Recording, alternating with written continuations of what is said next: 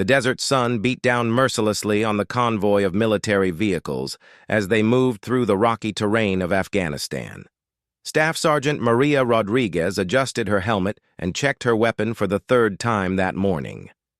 Something felt different about this mission. The intelligence reports had been sketchy, and the local informants seemed nervous when they provided information about the route ahead. Maria had been serving in the Army for 8 years, but this deployment felt more dangerous than her previous tours. The Taliban presence in this region had increased significantly over the past few months, and roadside bombs were becoming a daily threat. As the convoy's medic, she knew that any moment could bring chaos and destruction that would test every skill she had learned. Commander Lieutenant Colonel James Harrison sat in the lead vehicle, studying maps and coordinating with headquarters through his radio. He was a decorated officer with 22 years of military service, known for his strategic thinking and unwavering dedication to his soldiers. Maria respected him deeply, not just for his rank, but for the way he genuinely cared about every person under his command. The convoy consisted of 5 armored vehicles, carrying 38 soldiers on a mission to establish a new outpost in a strategically important valley. The area had been under Taliban control for months, and taking it back would significantly impact the region's security situation. Everyone knew the risks, but the mission was crucial for protecting nearby villages and disrupting enemy supply lines. As they approached a narrow pass between 2 hills, Harrison's radio crackled with an urgent message from their scout team positioned ahead. The voice was tense and barely audible through the static. Enemy movement had been spotted on the ridge lines, and the forward team was requesting immediate backup. Harrison quickly relayed orders to his drivers to increase speed and prepare for potential contact. Maria felt her heart rate increase as she watched the landscape around them. The rocky hills provided perfect hiding spots for ambushes, and the narrow road left them with limited options for maneuvering if they came under attack. She double-checked her medical supplies and mentally reviewed the trauma protocols she might need to implement if casualties occurred. The first explosion came without warning. A massive roadside bomb detonated under the second vehicle in the convoy, sending metal fragments and debris flying in all directions. The blast was so powerful that it flipped the heavy armored truck completely over, trapping the soldiers inside. Black smoke filled the air, and the acrid smell of burning fuel and explosives overwhelmed everyone's senses. Immediately after the explosion, automatic weapons fire erupted from multiple positions on the surrounding hills. Bullets struck the remaining vehicles with metallic pings and crashes, forcing the soldiers to take cover wherever they could find it. The Taliban had planned this ambush carefully, positioning themselves to create a deadly crossfire that would trap the convoy in the narrow valley. Harrison's vehicle swerved sharply to avoid another explosion and crashed into a boulder on the side of the road. The impact was severe enough to deploy the airbags and leave several occupants dazed and injured. Through the chaos and gunfire, Maria could hear Harrison shouting orders over the radio, trying to coordinate a response while blood streamed down his face from a head wound. The situation deteriorated rapidly as more enemy fighters appeared on the ridgelines. They had been waiting for this moment, watching the convoys approach and timing their attack perfectly. The soldiers found themselves pinned down with limited cover, unable to advance or retreat effectively. Several team members had already been wounded in the initial blast and subsequent gunfire. Maria knew she had to act quickly.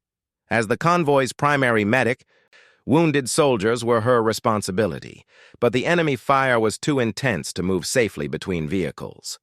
She could see that Harrison was badly injured and losing consciousness, but reaching his position would require crossing 30 yards of open ground under direct enemy observation. Without hesitation, Maria grabbed her medical kit and prepared to leave the relative safety of her vehicle. Her fellow soldiers tried to stop her, warning that the enemy fire was too heavy and that attempting a rescue would be suicide.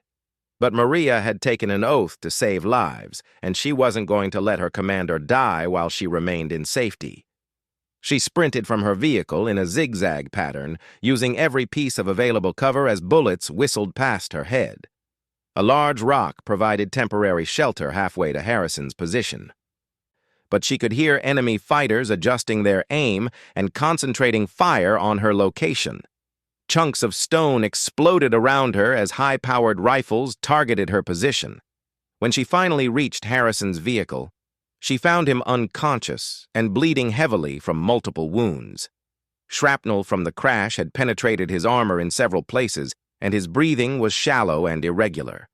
Maria immediately began applying pressure to the worst wounds, while simultaneously calling for suppressing fire from her teammates. The enemy fighters had now focused most of their attention on Maria and Harrison's position, recognizing that eliminating the unit's commander and medic would severely damage the convoy's ability to fight effectively. Bullets struck the ground and vehicle around them constantly, making it nearly impossible to provide proper medical care. Despite the overwhelming danger, Maria worked methodically to stabilize Harrison's condition. She applied tourniquets to stop arterial bleeding, administered pain medication, and checked for internal injuries that might require immediate surgical intervention. Her training had prepared her for battlefield medicine, but nothing could have prepared her for working under such intense direct fire. As she worked, Maria could hear her teammates coordinating counterattacks against the enemy positions. Their suppressing fire was helping to reduce the incoming bullets, but the Taliban fighters were well entrenched and showed no signs of retreating. The battle had become a test of endurance and determination, with both sides refusing to give ground. Harrison regained consciousness briefly and tried to speak, but Maria told him to stay quiet and conserve his strength. She could see fear in his eyes, not for himself, but for his soldiers who were still engaged in the firefight. Even while badly wounded, his primary concern remained the welfare of his troops and the success of their mission. After 20 minutes of intense medical care under fire, Maria had managed to stabilize Harrison enough for transport. However, getting him to safety would require another dangerous journey across open ground, this time while carrying or dragging a wounded man who couldn't walk on his own. The enemy fire had not diminished, and the Taliban fighters seemed determined to prevent any rescue attempt. Maria called for a coordinated assault on the enemy positions to create a brief window of opportunity for the evacuation. Her teammates responded immediately, launching a fierce attack that forced the enemy fighters to take cover and temporarily reduced their rate of fire. This was her chance, and she knew it might be the only one they would get. With superhuman effort fueled by adrenaline and determination, Maria lifted Harrison in a fireman's carry and began the treacherous journey back to safety. Each step was a gamble with death as enemy bullets continued to search for their target. She stumbled twice under Harrison's weight but refused to give up, knowing that his life depended entirely on her strength and courage. The journey back seemed to take forever, though it actually lasted only a few minutes. When Maria finally reached the safety of the defensive position her teammates had established, she collapsed from exhaustion but immediately resumed medical care for Harrison. Her actions had saved his life, but the battle was far from over, and more challenges lay ahead for everyone involved. The evacuation helicopter's rotors cut through the desert air as Maria watched Commander Harrison being loaded onto the medical stretcher. His condition had stabilized during the 3-hour firefight that followed her dramatic rescue, but he still needed immediate surgery that could only be performed at the main base hospital. As the helicopter lifted off into the dusty sky, Maria felt a mixture of relief and exhaustion wash over her. The ambush had finally ended when reinforcements arrived with air support, forcing the Taliban fighters to retreat into the mountainous terrain where they could disappear among countless caves and hidden paths. The convoy had suffered significant casualties, with 12 soldiers wounded and 2 vehicles completely destroyed. However, thanks to Maria's quick thinking and medical expertise, no lives had been lost during the engagement. Word of Maria's heroic actions spread quickly throughout the military base when the convoy returned that evening. Fellow soldiers approached her with expressions of admiration and respect, wanting to hear details about how she had managed to rescue Harrison under such intense enemy fire. But Maria felt uncomfortable with the attention, insisting that she had simply done her job as a combat medic. Colonel Patricia Williams, the base commander, called Maria to her office the following morning for a detailed debriefing about the incident. Williams was a tough, experienced officer who had served in multiple combat zones and earned respect through her exceptional leadership abilities. She listened carefully as Maria recounted the events, taking notes and asking specific questions about the tactical situation. During the debriefing, Williams revealed that Harrison had already submitted a formal recommendation for Maria to receive the Silver Star, one of the military's highest decorations for valor in combat. The recommendation described Maria's actions as extraordinary courage under fire that saved a fellow soldier's life at extreme personal risk. Williams explained that such awards were rare and reflected the military's recognition of truly exceptional service. However, Williams also informed Maria that the award process would involve extensive review and investigation by senior military officials. Every detail of the incident would be examined, witness statements would be collected, and medical records would be scrutinized to verify the accuracy of all claims. The process typically took several months and sometimes resulted in recommendations being modified or rejected entirely. Maria returned to her regular duties while the investigation proceeded, but she noticed that her relationship with fellow soldiers had changed significantly. Many colleagues treated her with a new level of respect and deference, recognizing that her actions under fire had demonstrated exceptional courage and skill. Some even sought her advice on medical procedures and battlefield tactics. 3 weeks after the ambush, Maria received unexpected news that would change the trajectory of her military career.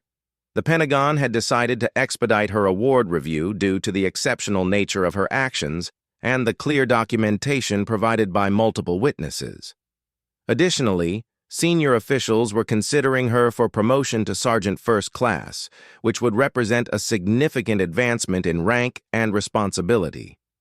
The promotion opportunity came with an unusual assignment offer. The Army Medical Command was establishing a new training program for combat medics designed to prepare them for the increasingly dangerous conditions being encountered in Afghanistan and Iraq. They wanted Maria to help develop and implement the curriculum, drawing from her real-world experience in treating casualties under enemy fire. Maria was initially hesitant about accepting the assignment, feeling that her place was in the field with combat troops rather than in a training environment. However, her superiors explained that sharing her knowledge and experience could potentially save hundreds of lives by better preparing other medics for similar situations. The program would also allow her to earn additional certifications and advance her medical education. Commander Harrison, who had recovered sufficiently to return to limited duty, personally encouraged Maria to accept the training assignment. During a private conversation, he explained how her actions had not only saved his life, but had inspired other soldiers in their unit to perform with greater courage and dedication. He believed that her teaching could have a multiplier effect throughout the entire military medical system. The decision was complicated by Maria's personal circumstances. She had been planning to leave the military when her current enlistment ended in 18 months, hoping to return to civilian life and pursue a career in emergency medicine. The new assignment would require a 3-year commitment extension, significantly delaying her civilian plans, but providing valuable experience that could enhance her future medical career. After consulting with her family and considering all the implications, Maria decided to accept both the promotion and the training assignment. She recognized that the opportunity to influence military medical training was unique and could have lasting positive impacts on soldier survival rates. Additionally, the advanced medical training included in the program would provide skills and certifications valuable in civilian emergency medicine. The formal award ceremony took place 6 weeks after the ambush, with Maria's family traveling from Texas to attend the event. The Silver Star presentation was conducted by General Robert Martinez, the theater commander, who had flown in specifically to recognize her courage. In his speech, General Martinez emphasized that Maria's actions represented the best traditions of military service and medical ethics. The ceremony was attended by over 200 military personnel, including many soldiers who had served with Maria in various capacities. Commander Harrison, still recovering from his injuries but determined to attend, presented Maria with an additional unit citation for exceptional performance under combat conditions. His speech was emotional as he described how Maria's courage had given him a second chance at life. Local and national media covered the award ceremony extensively, with Maria becoming one of the most visible female combat veterans of the Afghanistan conflict. Reporters wanted to interview her about her experiences as a woman serving in combat roles, but Maria consistently redirected conversations toward the broader issues facing military medical personnel and the need for improved battlefield medical training. The media attention brought unexpected opportunities, including speaking invitations from medical schools, military academies, and veteran organizations. Maria was particularly interested in addressing medical students about the unique challenges of providing care under extreme conditions, hoping to inspire more healthcare professionals to consider military service or volunteer medical missions. However, the publicity also created new pressures and expectations that sometimes felt overwhelming. Maria had joined the military to serve her country and help save lives, not to become a public figure or spokesperson for women in combat. She worked with military public affairs officers to manage media requests while maintaining focus on her primary responsibilities. As Maria prepared to begin her new assignment at the Medical Command Training Center, she reflected on how dramatically her life had changed since that desert ambush. The scared young medic who had enlisted 8 years earlier had evolved into a confident leader whose expertise was sought by senior military officials. Yet she remained committed to the same basic principle that had always guided her service: protecting and preserving the lives of fellow soldiers. The training program she would help develop was scheduled to begin in 3 months, with the first class of 40 combat medics already selected from units throughout the military. Maria would be responsible for designing realistic combat scenarios that would test trainees' abilities to provide medical care under simulated enemy fire. The goal was to create the most comprehensive and effective battlefield medical training program in military history. Her new role would also involve working with civilian medical schools and emergency medicine programs to identify best practices that could be adapted for military use. This collaboration between military and civilian medical professionals had the potential to improve emergency care in both military and civilian settings, creating benefits that extended far beyond the battlefield. As Maria packed her belongings for the move to the training center, she thought about the soldiers who would benefit from the program she was about to help create. Each properly trained medic could potentially save dozens of lives during their military career, multiplying the impact of her work far beyond what she could accomplish as an individual field medic. This realization gave her tremendous satisfaction and motivation for the challenges ahead. 2 years after arriving at the Medical Command Training Center, Maria stood before a classroom of 24 combat medics who hung on her every word.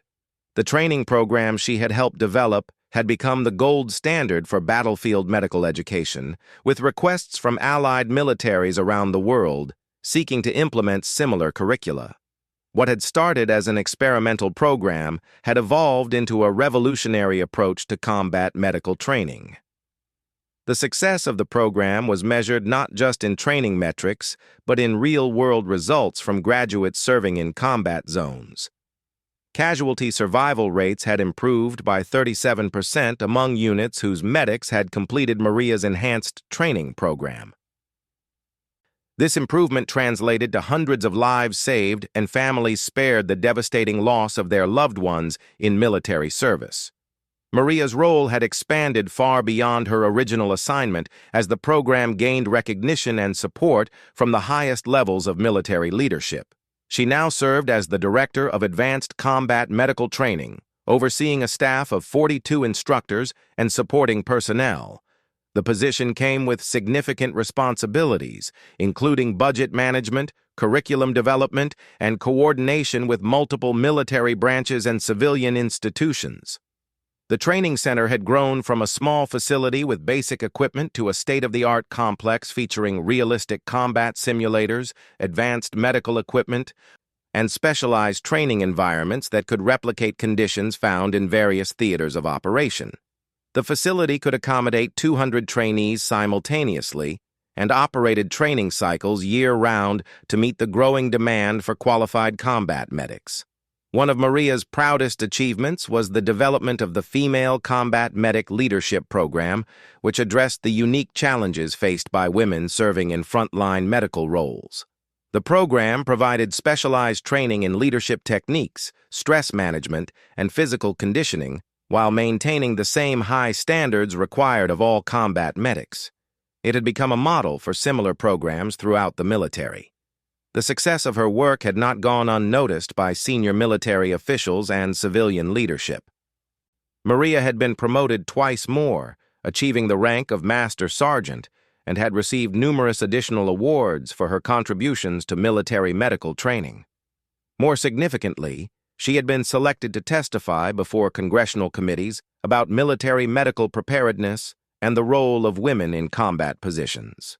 During one particularly memorable congressional hearing, Maria was asked to explain how her combat experience had influenced the training program she developed.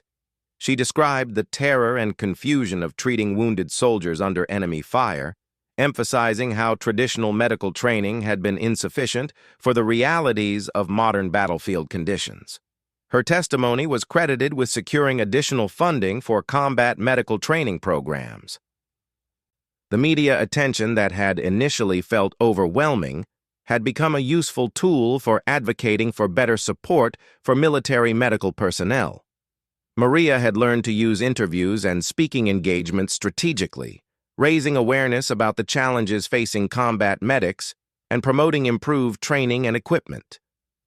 Her visibility had helped elevate the profile of military medical service throughout society. However, the most meaningful recognition came from former students who contacted Maria to share their own combat experiences.